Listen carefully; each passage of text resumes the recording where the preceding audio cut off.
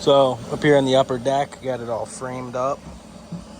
All the joist hangers in, posts are in. We still got to think of a tie for the roof here. But same. These bolts are attached the same way downstairs was. We just drilled a hole into the mortar joints and filled it with a Quickcrete brand epoxy, 2-part epoxy, and it works really good. So these are all tight, ready to go. Get our framing inspection, and then what we did with our outer board here, how the deck used to be framed,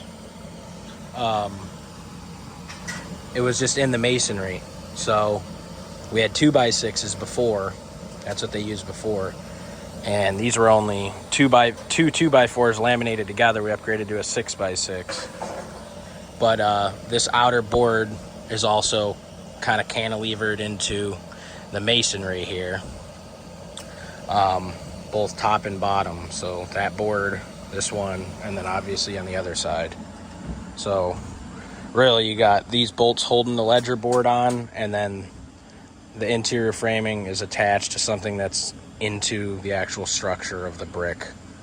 So this thing is overkill city now. And we're not going to make it waterproof like it was. This porch pine before.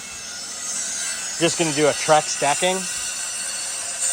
And then I don't know what we're going to do. If we're going to just do railings, or if I'm going to actually do half walls and then we're going to put siding up, because that's what was here before.